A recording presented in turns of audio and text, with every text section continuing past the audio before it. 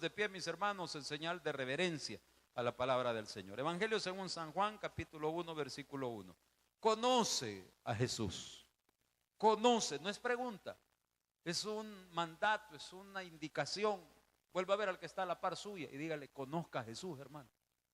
Conozca, dígaselo, dígaselo. Vuelva a ver al que está a su lado y diga: conozca a Jesús. Y el otro no se quede callado, usted también, dígale.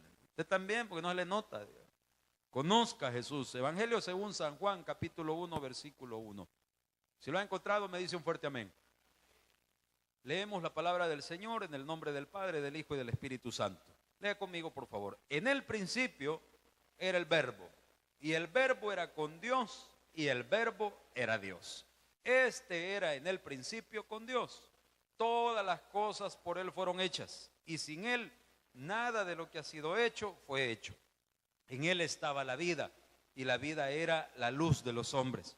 La luz en las tinieblas resplandece, y las tinieblas no prevalecieron contra ella. Hubo un hombre enviado de Dios, el cual se llamaba Juan.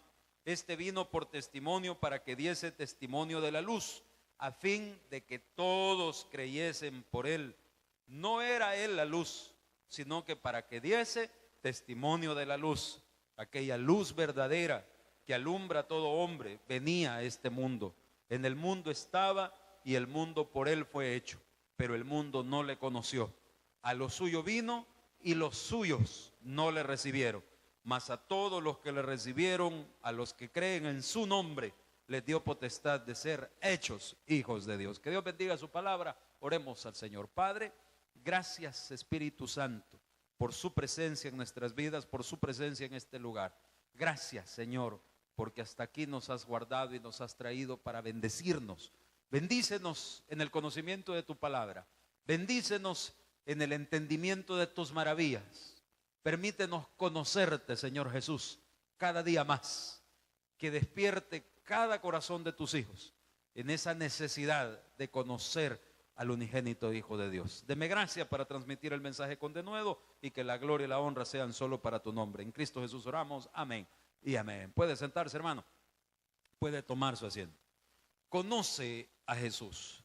Sabe que desde bastante tiempo, no digamos este año, sino quizás los últimos años, en todas las iglesias se viene hablando de ese desánimo que aparentemente ha venido a las congregaciones o a los cristianos. Desánimo que usted sabe perfectamente que es ocasionado cuando usted tiene peticiones que no consigue resolver de la mano con Dios. La persona que le está pidiendo a Dios algo y esa petición no llega, o ya ha llegado la respuesta y no salió lo que esperaba, ¿verdad? Le llamaron: mire, la entrevista, yo llevé un currículum. Sí, fíjese que ya contratamos a alguien. Mire, llamo con respecto al préstamo que estoy solicitando. Ah, sí, fíjese que fue denegado. Mire, llamo para ver si me van a poner la consulta para esta semana, ¿verdad? Porque estoy con la enfermedad y hoy con las huelgas y todo, pues perdí la cita. ¿Y para cuándo me la va a poner? Ah, sí, lo vamos a recibir el 30 de octubre del año 2024, ¿verdad? Entonces, dice la persona: pucha, ya me he muerto. Entonces, no nos engañemos, lo que desanima al cristiano es precisamente las cosas que no llegan, las peticiones que no logra resolver. Ahora, esta noche Dios, pues con la ayuda del Espíritu Santo, vamos a tratar de entender algo, que Él en ningún momento nos ha dicho que nos va a hacer ricos y que nos va a contestar todos los caprichos que nosotros querramos. En ningún momento. Jesucristo vino a morir a la cruz de Calvario para comprarnos a usted y a mí, y que nosotros pasásemos a ser parte de sus hijos, de sus siervos, porque Él iba a ser, no iba a ser nuestro familiar, Él iba a ser nuestro Dios, y a Dios se le adora, y a Dios se le rinde culto, y a Dios se le respeta, y a Dios se le toma en cuenta en cada una de las decisiones de nuestra vida, porque ahora ya no somos absolutos. ¿A cuántos les dijeron alguna vez su madre, ¿Qué crees que sos macho sin dueño? ¿Qué crees que sos absoluto? ¿Por qué venís a esta hora? No, es que fui a hacer una tarea. ¿Por qué no pedís permiso? Y a veces, y algunos de nosotros, pues ya nos habían metido 2, 3 leñazos cuando nos estaban preguntando. Ahora, lastimosamente, eso se ha perdido. Lastimosamente, ahora muchos padres no tienen control sobre sus hijos. Y si esas criaturas no tienen respeto por sus padres, a quienes están viendo, pues qué respeto van a tener a Dios, a quien no miran. Y la responsabilidad es nuestra. Y probablemente esos hijos no tienen respeto de Dios ni de sus padres, porque sus padres no les hemos enseñado con un testimonio vivo. No les hemos enseñado con hechos. Si yo agarro a mi hijo, mira, y vos esto, mira, el día que yo te vea chupando, ya vas a ver, y le pego 2 hinchazos, y vaya, voy a andar a comprarme una cerveza a la tienda. Tenía un vecino cuando estaba soltero, que vivía en casa de mis padres, el señor, mire, siempre sentaba al hijo en el carro y se ponía a sermonearlo. Y la criaturita de unos 4 o 5 años iba con la gran botella de Regia, allá a la salida del pasaje, a comprarle la cerveza al tata. ¿De qué servía toda la regañada que le había pegado el hombre? ¿De qué servía? Y se ponía el hombre cuando estaba bien entonado, y se ponía a decir, el día que yo te vea chupando, ya va a ver, desgraciado. Y si él lo mandaba a comprar, hermano. ¿Cuántos de nosotros aprendimos a tomar echándonos los fonditos que quedaban en las celebraciones en la casa? Ya usted sabe cómo les decía uno, quedaba un vasito. Yo bien me acuerdo por la primera vez, ya quedaba el vasito y yo decía, y este volado, quiero probar, ¿verdad? Ya echaba el fondito, usted torraba toda la cara, pero está bueno, ¿verdad? Está bueno. Ya buscaba otro también. Entonces, nosotros muchas veces no somos consecuentes en lo que decimos con lo que hacemos. Y Jesucristo lo dijo claramente, señores, dijo, este pueblo de labios me honra, ¿verdad? Porque, oh, sea el Señor, gloria a Dios, aleluya, varón santo, sí, como no, bendito el nombre del Altísimo, sempiterno, eterno, gloria, gloria, aleluya. Y tal vez el hombre tiene 3 hogares, ¿verdad? Y tal vez él dejó la iglesia en la que estaba porque allá llegaba la esposa y la amante. Yo tengo por ahí un hermanito que lo conozco desde hace como 14 años, jamás ha puesto un pie aquí en la iglesia. Conclusión personal, yo como soy alcanzativo y mente chuca, aquí se congrega la amante. Esa es mi conclusión. ¿Por qué? Porque ¿cómo es posible que jamás lo hemos hecho entrar? Una buena persona, muy educado, muy tranquilo, pero que vaya a poner un pie en la iglesia. ¿Por qué? Aquí se congrega la amante. La vez pasada había otro que se saturnaba. Un día traía a la esposa, otro día traía al amante. Y recuerde que yo le he dicho, está bueno, pastor, no le dé carreta a este hombre. No, es que entendamos una cosa, si él ya las tiene, pues, y si las está trayendo es porque sabe que un día va a arder Troya y entre las dos lo van a pescociar y lo van a malmatar. Entonces, ¿qué va a terminar? Que se va a quedar con una sola. Me acuerdo que había una hermanita, ya se los he contado a ustedes, que el marido vino a hablar conmigo. Pastor, por favor, hable con la fulana. ¿Y qué quiere que hable? ¿Qué no ha visto? Que a medio culto pita un carro allá afuera y ella se levanta de entre los hermanos y se va. Ese es el otro. Ese es el amante, yo soy el esposo. Y yo le decía, mira hermano, ¿y usted por qué no habla con ella? Me pega, me va a pegar. Y entonces la hermanita, claro, aquí es donde viene el tema de esta noche. Conozca a Jesús. Conozca a Jesús. La hermanita a través de los sermones, no fue cosa que el pastor llegó, ¡ajá, mujer adúltera! Hay que sacarla al atrio de la iglesia y apedrearla. ¡Fuera de aquí! No. A través de los sermones el Espíritu Santo le fue dando y le fue hablando. Y un día la vi sirviendo yo en la entrada de la iglesia. Vaya, dije yo, hoy ya nos compusimos con el testimonio que damos, ¿verdad? Porque ¿quién no sabía el relajo del hermano? Y estaba la hermanita bien bonita, uniformada. Entonces le digo yo a la líder del ministerio, mire hermana, ¿y usted no conoce el problema de la hermanita? ¿Cómo no, pastor? Pero fíjese que ella se me acercó y me dijo que yo he hecho un trato con Dios, dice que si Él me ayuda a poner en orden mi vida, si Él me ayuda a tener el valor para dejar esa relación, cuando yo me libre de esa relación, yo voy a empezar a servir. Y entonces la hermana está sirviendo porque ya arregló su vida. ¿Quién le ayudó? Se llama Jesús. ¿Cuántos tenemos cosas en la vida que no podemos poner en orden o que no podemos cambiar? ¿Por qué? Porque no conoces a Jesús. Porque muchas veces, así como la hermanita que yo le cuento, tal vez las criticamos, pero usted no sabe el corazón de esa persona. Usted no sabe el corazón si esa persona tiene un trato con Jesucristo y están luchando por arreglar ese error. Yo tenía otro hermano que venía siempre bien tostado, bien endrogado. Y yo me imagino que en la administración ese miraba a Los Ángeles, la gran pipiada que traía. Yo no sé si por eso es que antes de venir al culto se tostaba, ¿verdad? Porque le gustaba subir al tercer cielo ya cuando estaba bien tocado. Pero seguía buscando, seguía viniendo. Y nosotros como ejército, como iglesia, muchas veces en lugar de ayudar al que está queriendo cambiar, le terminamos de echar zancadí. Porque si nosotros sabemos que el hermano viene endrogado, pastor, mire, el hermano fulano anda en pecado, a ese hay que sacarlo del santo templo, porque aquí solo santidad vemos. Puchica, no conocemos a Jesús. Claro, estoy hablando de aquel que viene buscando a un Cristo que le ayude. No estoy hablando de aquellos que pensamos que estar en la iglesia y estar afuera es lo mismo. No, eso tampoco. Ya que yo voy a ser pastor, voy a ser servidor, voy a ser congregación y Dios así me acepta con mi adulterio. No, yo no estoy diciendo eso. Estoy diciendo aquellos que dicen, Señor, ayúdame porque yo no puedo. Dice el versículo 1, mire qué lindo versículo 1.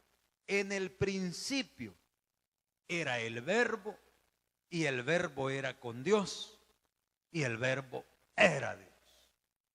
Ahora, ¿cuál principio? Para comenzar hablemos de cuál principio, porque usted podrá tener un distinto concepto de principio.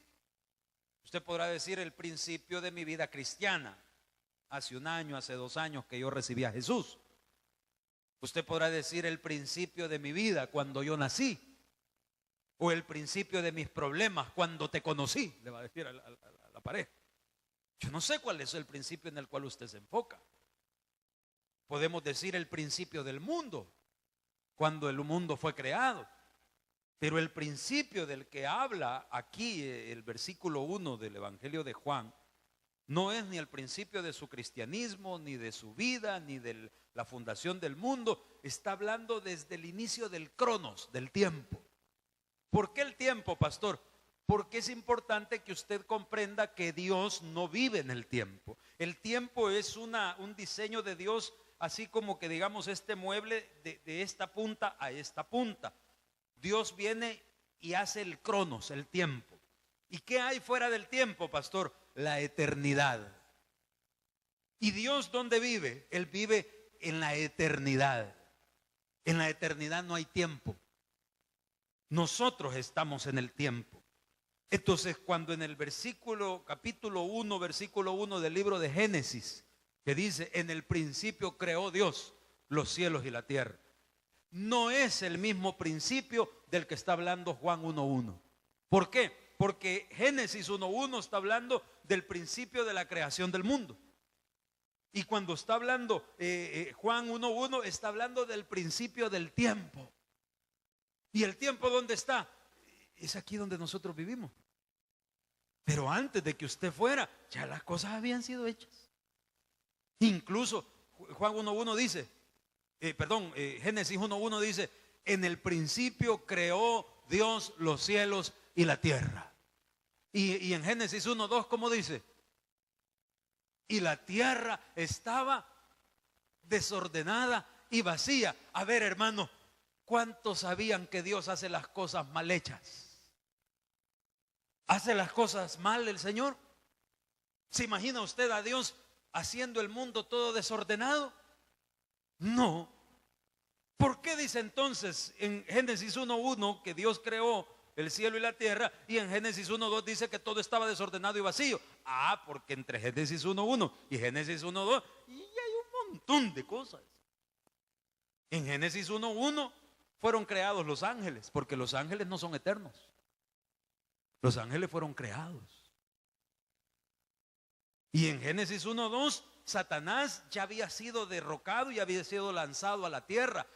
Que los científicos dicen que aquí, cuando estaban los dinosaurios, cuando estaban todos esos que usted ve en la televisión, en las películas, en los documentales, hubo una hecatombe mundial, un terremoto terrible, y cayeron los meteoritos y hubo una lluvia de estrellas que vino y destruyó todo y le dio vuelta a todas las cosas. Y usted me va a decir, pastor, ¿y eso es cierto? Sí, Señor, sí es cierto. ¿Y cuándo sucedió eso? Entre Génesis 1:1 y entre Génesis 1:2. Porque cuando creó Dios los cielos y la tierra, los hizo perfectos. Entonces existe trucutú. Tienen razón aquellos que dicen que descendimos del mono. Usted tal vez, hermano, yo no. ¿Verdad? Porque este plante de europeo, discúlpeme, no es así nomás, ¿verdad? Ahora hay algunos que usted los mira y dan ganas de darle un guineo, ¿verdad? Porque sí parecen descendientes directos, ¿verdad? De chita o de King Kong.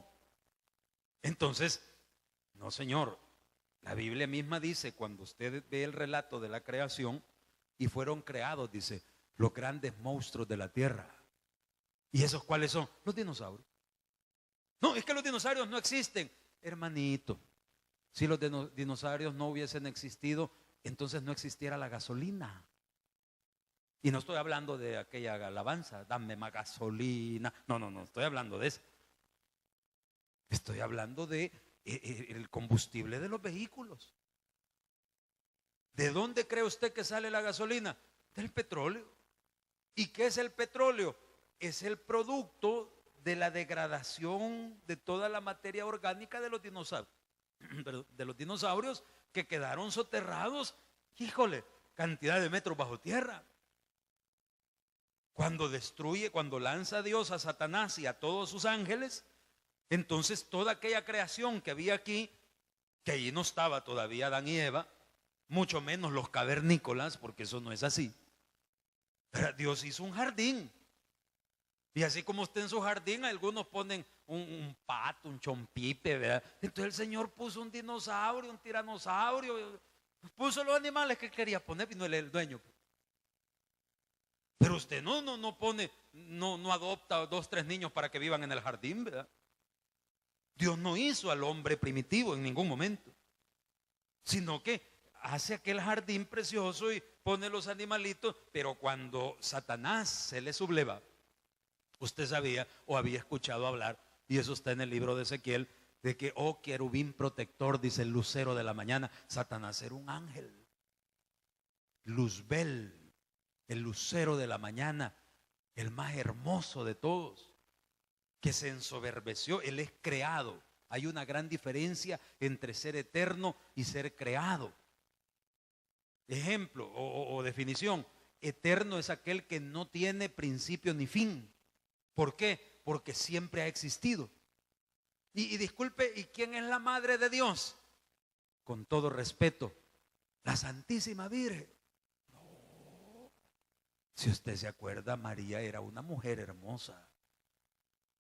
En la simple lógica del ser humano, ¿le cuadra a usted que una mujer, por linda que hubiese sido y de gran testimonio religiosa, espiritual, entregada a Dios, haya, con todo respeto, parido a Dios?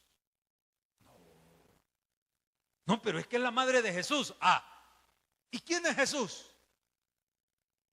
Jesús es Dios. Jesús es la encarnación de Dios.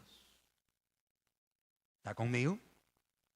No le estoy diciendo que Jesús no es Dios, pero sí le estoy queriendo hacer entender que si usted busca a Jesús en todo el Antiguo Testamento, no lo va a hallar. ¿Por qué no lo voy a hallar? Porque en el Antiguo Testamento no había nacido. Los testimonios son los que nos enseñan del nacimiento de Jesús. Y Jesús era aquel niño que nació como un ser humano, que era 100% hombre y que tenía en sí mismo esa dualidad de que a la vez que era 100% hombre, también era 100% Dios. ¿Y cómo es eso posible? Por un diseño de Dios, hermano. Un diseño de Dios perfecto, donde buscó a una mujer que tuviera buen testimonio. Porque los profetas de todo el Antiguo Testamento ya habían profetizado que vendría el Hijo de Dios, el Mesías. Pero en todo el Antiguo Testamento, pues usted no va a encontrar la palabra Jesús, porque ese nombre se lo pusieron hasta que nació.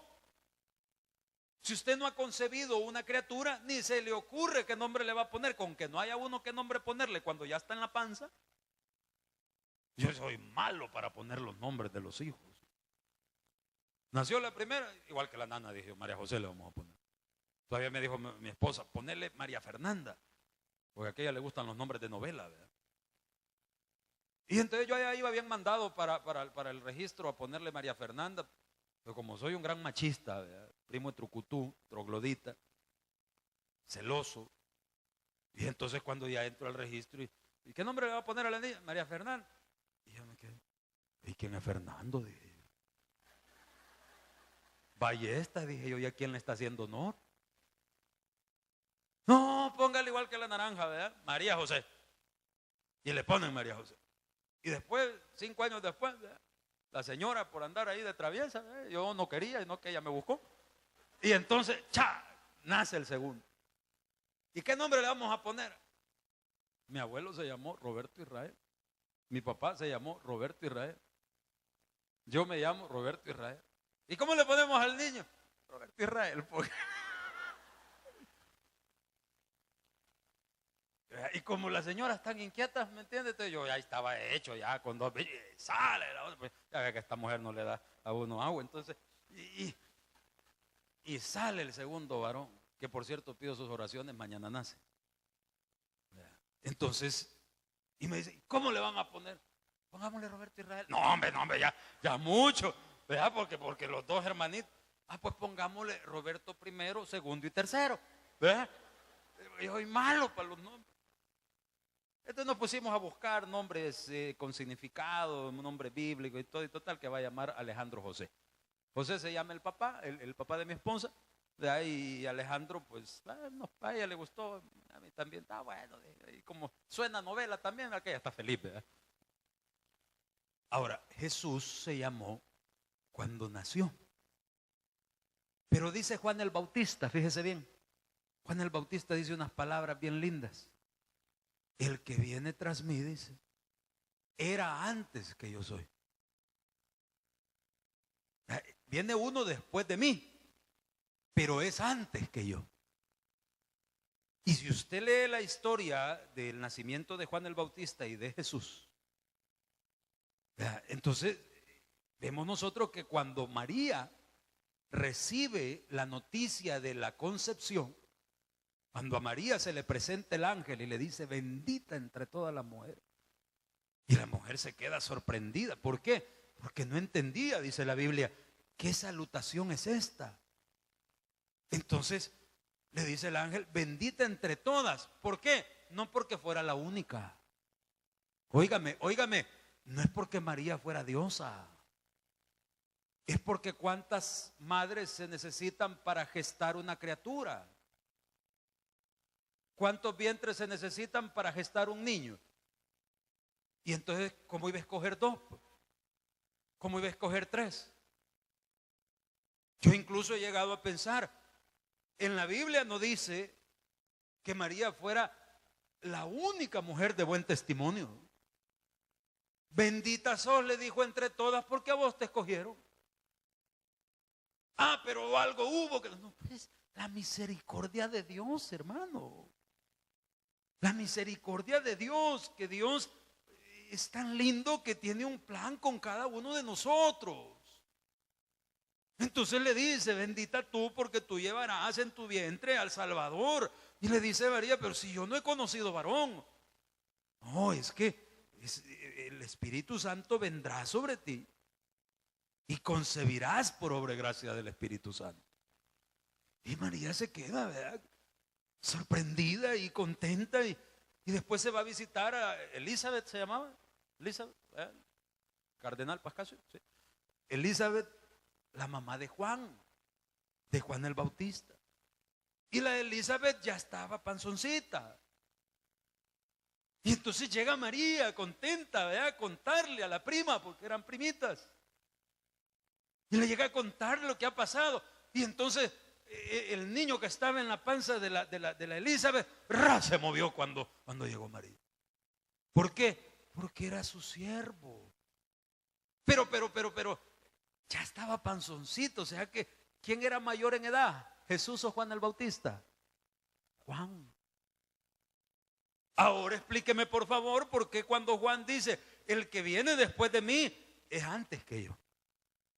No, Juan, vos estás tontito. Si vos naciste primero, el mayor sos vos. No, es que una cosa es el nacimiento humano de ese ser, pero otra cosa es el espíritu que lo impregnó. Y es Dios mismo que vino y se hizo carne por amor a nosotros. Bendito sea su nombre, hermano. Bendito sea su nombre. Entonces ahora vaya conmigo al versículo y dice, en el principio, ¿cuándo? Cuando estaba Dios en su absoluta potestad. Antes que usted y yo naciéramos, antes que el mundo fuera hecho, en el principio era el verbo. ¿Y qué es el verbo? Hablemos un poquito de gramática, ¿verdad? En la gramática, ¿se acuerda cuando le enseñaban a uno de sujeto y predicado y la persona, la primera persona y el verbo? Ay, que uno, pasamos por misericordia de Dios, ¿verdad? Entonces, pero se acordará por lo menos que el verbo es el actuar. Yo camino hacia la cafetería. El sujeto, yo. El verbo, camino. ¿Cuál es el verbo? Caminar. Entonces, el verbo significa el actuar, el accionar. Y de ahí sale la canción de aquel bayunco de que Jesús es verbo y no sustantivo, ¿se acuerdan? De la Arjona. Porque hay muchos que no conocen a Jesús y piensan que esa es una alabanza bien linda que habla de Dios. No, no me friegue. Que no se acuerda que el bayunco dice, Jesús, no vengas, quédate ahí arriba. Qué gracioso. Mediante tontos, si Jesús no viene, nos fregamos todos, pues nos vamos al infierno todos. Entonces, pero sí, decía él es verbo, no es sustantivo. Significa que no es decir, yo soy cristiano, no, demuéstrelo. ¿Qué hace usted como cristiano? ¿Sigue peleando con el prójimo? ¿Sigue conflictado en su matrimonio? ¿Sigue sin responsabilizarse sobre sus hijos? Jesús es verbo. Jesús no es una religión. Jesús no es solamente decir yo soy.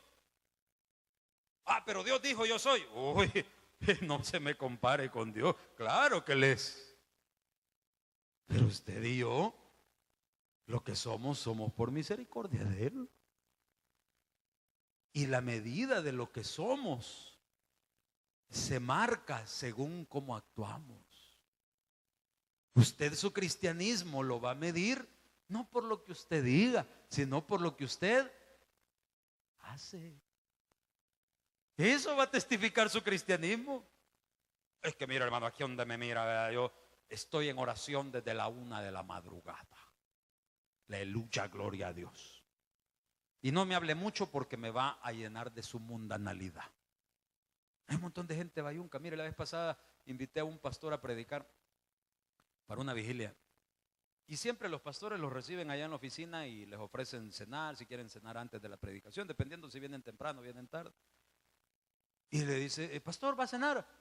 No, dijo, es que mi esposa no viene conmigo. Y yo en mis adentros, ¿y qué la boca de su esposa usted la anda? ¿O cómo es el volado este? No, si mi esposa no come, yo no como. Y tiene 3 divorcios a la cola, y este es el 4º hogar. Ha dejado como 2 hijos regados en cada hogar. y ya está viejo, pero se viste como que es bicho y se ha conseguido, se acaba de casar porque se casó, cuarto matrimonio, con una bicha como de 20 años.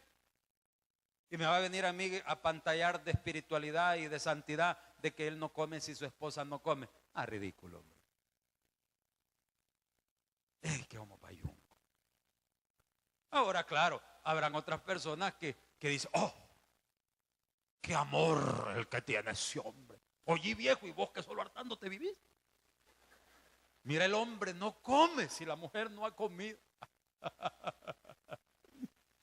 Mira, hermano, no se deje engañar por las falsas espiritualidades.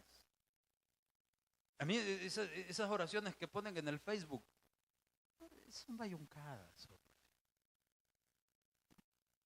Dios, dice la Biblia, que cuando usted quiera hablar con Jesús, cierre la puerta de su aposento, doble sus rodillas y hable, porque Él está atento. ¿Pero por qué le ponemos en el Facebook? Porque no somos capaces de orar. En la computadora podemos pasar 1, 2, 3 horas o todo el día. En una página tenemos el Facebook poniéndole, oh Dios, cómo te amo, Dios. Y en eso la minimiza y en la otra amplía y tiene una mujer chulona. No conocemos a Jesús. Entonces viene este efecto precioso de entender lo que significa Jesús, el actuar. Y dice, el verbo era con Dios y el verbo era Dios. Aquí le voy a aclarar en un pequeño paréntesis, porque ya nos comió el tiempo. Por lo visto este sermón nos va a tomar varios viernes. ¿Cuántos quieren conocer a Jesús, hermano? Entonces, hay una doctrina de los señores testigos de Jehová, con todo respeto lo mencionamos, que ellos sostienen que Jesucristo, ahora dicen, porque antes ni siquiera eso aceptaban. Antes decían, no, que Jesús no es el Hijo de Dios. Entonces ahora, como una estrategia, porque es así, es una estrategia para suavizar un poco y para ganar adeptos. Entonces ahora, si usted le dice, no, pero que mire, Jesús es el Hijo de Dios, sí le van a decir, sí es el Hijo de Dios. Pero si usted les dice, pero Jesús es Dios, no, Jesús no es Dios. Y ahí se rompe todo. Porque usted, para poder entrar a toda la salvación y a todo el paquete de bendiciones, tiene que entender algo: Jesús es Dios. Dios es Padre, Hijo y Espíritu Santo. Un solo Dios, 3 divinas personas. No estamos hablando de un ser que actúa de 3 maneras. Por ejemplo, yo soy pastor, soy abogado y soy padre de familia. Entonces, si yo me desenvuelvo como pastor es una cosa, si yo me desenvuelvo en lo jurídico es otra cosa, y puedo tener más roles, ¿verdad? Más desempeños. Puedo ser cónyuge también, como cónyuge. Soy hijo porque mi madre todavía vive. Entonces, no es así la cosa. No es que Dios a veces actúa como Padre, a veces actúa como Hijo y a veces actúa como Espíritu Santo. No, Dios es uno solo. Dice, pero miren, los judíos allá en el Antiguo Testamento, ellos decían, ¿verdad? Escucha, Israel, Jehová tu Dios, Jehová uno es. Sí, pero fíjese que la mejor manera de poder entender estos misterios es cuando hay alguien que le enseña a usted los textos originales.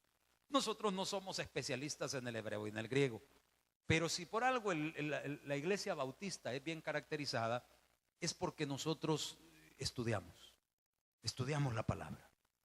No estoy hablando de que usted sea académico, profesional, académica, no, estudiamos la Biblia. Y la Biblia fue escrita, el Antiguo Testamento fue escrita en griego, en hebreo y arameo, y el Nuevo Testamento fue escrito en griego. Entonces, cuando allá dice el pueblo judío, escucha a Israel, Jehová tu Dios, Jehová uno es, los judíos en el idioma del hebreo tenían 2 palabras para referirse a la palabra uno. Shema Israel, Adonai Eloheinu, Adonai Echad. Esa es la manera en que ellos lo decían. Entonces, ¿qué significa eso? Que para el hebreo existe el concepto de un uno compuesto, de un uno plural. Y también ellos tienen perfectamente claro la idea de un uno simple. Entonces, para decir uno simple, ellos decían Yashid. Para decir uno complejo, ellos decían Echad. Ahora, no lo quiero asustar, no lo quiero confundir. Solo le explico esto. Dice la Biblia en el libro de Génesis: el hombre dejará padre y madre, se unirá a su mujer y serán una sola cosa. ¿Qué palabra cree usted que se ocupa? ¿Uno plural o uno simple? Uno plural. Porque cuando el hombre se casa con su mujer, ahora ante los ojos de Dios, Él los ve como una sola cosa. Son dos personalidades distintas, son dos personas completamente distintas, pero cuando la persona viene delante de Dios y adquiere el lazo solemne del matrimonio, delante de Dios son una sola cosa. Entonces, así, en ese mismo concepto, es que Dios Padre, Dios Hijo y Dios Espíritu Santo cohabita los tres distintos con una personalidad. Y óigame bien, nadie que no sea persona puede tener personalidad. ¿Qué personalidad tiene este púlpito? Pues no, pastor, ninguna, porque no es persona. ¿Qué personalidad tiene el perrito de la casa? Ninguna, porque no es persona. La personalidad es precisamente el conjunto de características que hacen a una persona, ¿verdad? El conjunto de aspectos emocionales, morales, físicos de una persona que tiene identidad como persona. ¿Puedo yo platicar con este púlpito? Mira, púlpito, fíjate que qué decepción, muchos hermanos no conocen a Jesús. ¿Y qué me va a contestar el púlpito? Nada. ¿Por qué? Porque no es persona. ¿Puedo platicar yo con un periquito, con un perrito? Usted puede estar ahí, ¿verdad? Léguele, y el animal solo se le queda viendo. Si el animal pensara, diría: estás loco, papito, ¿verdad? No, pues estás bien sobado. No va a pasar igual que aquel, ¿verdad? Que un día venía en el caballo y lo había hostigado tanto al caballo, y que viene el caballo y se le volteó y le dijo: ya déjame descansar, le dijo el caballo. Y sale el hombre corriendo, pero se aventó del caballo, y como llevaba el perrito a la par, y salen corriendo los dos, asustados de ver que el caballo habló. Allá cuando llegaron, que ya no vieron al caballo, ¿verdad? Y estaban detrás de unas piedras, los dos cansados, viene y vuelve a ver al Chucho y le dice el Chucho: qué susto nos dio aquel, ¿verdad? Claro, eso es un chiste. ¿Por qué? Porque no habla. ¿Y por qué no le dio Dios la capacidad de hablar? Porque no razona. ¿Sabe usted que científicamente hasta los periquitos, cuántos dicen: no, que mi periquito habla? Ellos no hablan, ellos no tienen la capacidad de articular palabras. Ellos lo que tienen es una capacidad de reproducir sonidos. No es una plática articulada. O sea, ¿ha platicado usted con personas que son algo directas y que usted les está hablando una cosa y ellos van por otro lado? ¿Sí? ¿Y eso qué es persona? Mucho menos va a platicar con el perico o con el oro, ¿verdad? Platicar con el perico, con el oro, con el chuchito, es como platicar con los políticos que les preguntan una cosa y salen por otro lado con otra. Pero bueno, ese es otro asunto. Entonces, lo que le quiero hacer ver: Padre, Hijo y Espíritu Santo son personas. Jesús es real. ¿Platicó usted con Jesús esta mañana? ¿Cuánto tiene de no platicar con Jesús?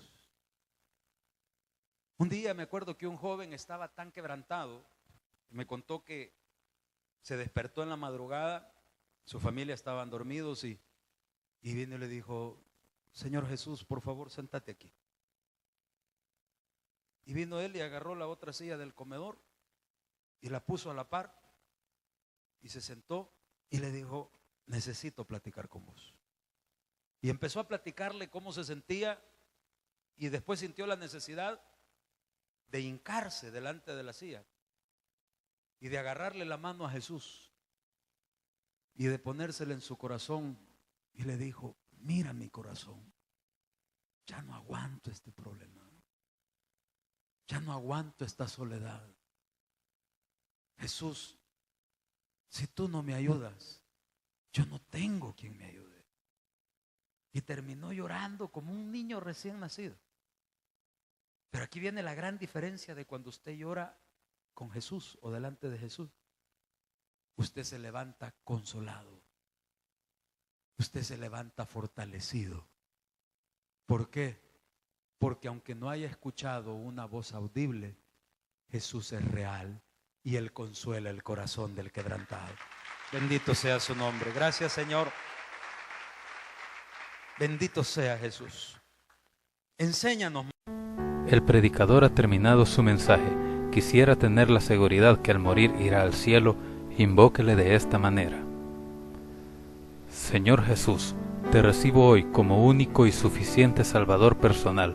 Creo que eres Dios, que moriste en la cruz por mis pecados y que resucitaste al tercer día. Me arrepiento, soy pecador. Perdóname, Señor. Gracias doy al Padre por enviar al Hijo a morir en mi lugar. Gracias, Jesús, por salvar mi alma hoy. En Cristo Jesús, mi Salvador. Amén. Ahora ha nacido de nuevo a la familia de Dios.